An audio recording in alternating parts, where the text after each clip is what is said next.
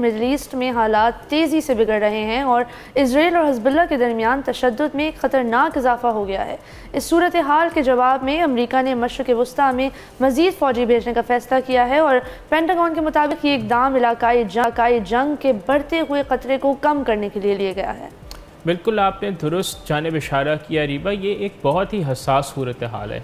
Pentagon के press secretary major general पीट writers ने इस बारे में तफसीलात का इंकशाफ करने से गुरेज किया है। उन्होंने ना तो बताया है कि कितनी इजाफे फ़ौजें भेजी जाएंगी और ना ही ये कि इनका मकसद क्या होगा। ताहम यहाँ ये देखना ज़रूरी है कि हमें ये मालूम है कि फ़िलहाल अमेरिका के पास इस इलाके में तकरीबन 40,000 फ़ौजी ऑलरेडी तैनात हैं। नाज़रीन, एक और अहम पेशरफ्त का जिक्र यहाँ करना ज़रूरी है कि USS Harry S Trueman aircraft carrier, 2 navy destroyers और एक क्रूज़र ने नॉरफोक वर्जीनिया से यूरोप की तरफ रवानगी शुरू कर दी है।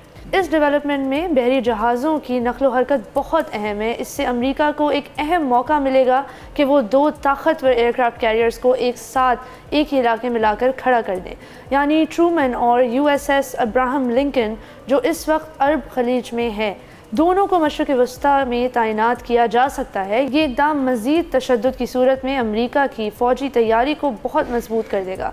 लेकिन हमें ये भी याद रखना चाहिए कि इस दौरान इसराइल ने लबनान के अंदर अहदाफ पर बहुत बड़े पैमाने पर हमले किए हैं, जिनमें सैकड़ों अफराद हलाक हुए हैं। ये हमले सूरत हाल को मज़ीद ख़राब कर देंगे और अमेरिका की इस पेशरफ्त को भी मज़ीद मनफी असरात इससे होंगे मशरिक़ वस्ता के पूरे रीजन पर। हम नाज़रीन को बताते चलें कि हिज़्बुल्लाह कायम ही इस वजह से हुई थी कि इसराइल ने लेबनान को अटैक करना शुरू कर दिया था और उसको किसी न किसी किस्म की ऑपोजिशन तो उसको फेस करना ही था।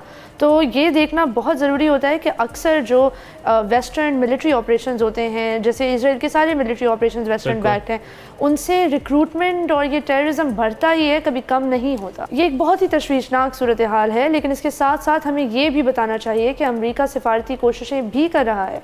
अमरीकी महकमा ख़ारजा के एक सीनियर ओहदेदार ने कहा है कि इसराइल और लबनान की सरहद पर अमन बहाल करने के लिए इनके पास कुछ ठोस तजावीज़ हैं।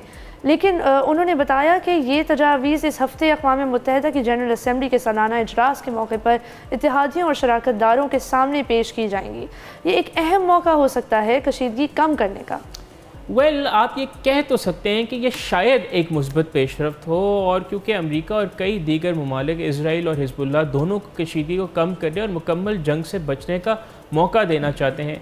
लेकिन उस तरह से इस तरह का कोई प्रेशर नहीं एग्जर्ट हो रहा। लेकिन वो कह तो रहे हैं कि उनसे एक ऑफ रैम्प उन्होंने कहा है, यानी एक ऐसा रास्ता जो दोनों फरीकैन को तनाज़े से बाहर निकलने का मौका दे।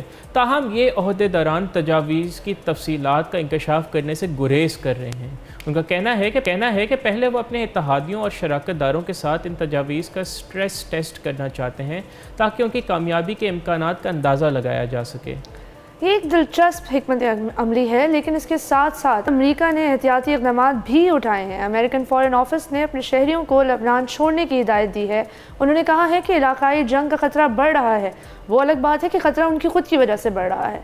अमरीकी सिफारत खाने ने अपने शहरियों से कहा है कि वो तिजारती इख्तियारात दस्तयाब रहने तक लबनान से निकल जाएँ। ये एक बहुत ही संजीदा वार्निंग है जो सूरत हाल को और नाजुक कर रही है। बिल्कुल आपने दुरुस्त कहा, ये सूरत हाल वाकई बहुत संगीन है। इस सिलसिले में अमरीकी दिफाई वज़ीर लॉयड ऑस्टिन ने भी अहम किरदार अदा किया है। उन्होंने इजरायली दिफाई वज़ीर यूआर गैलेंट से मुसलसल राब्ते में रहते हुए जंग बंदी और इलाके में कशीदगी को कम करने पर जोर दिया है। सब्सक्राइब करें और बेल दबाएं ताकि कोई खबर रह न जाए।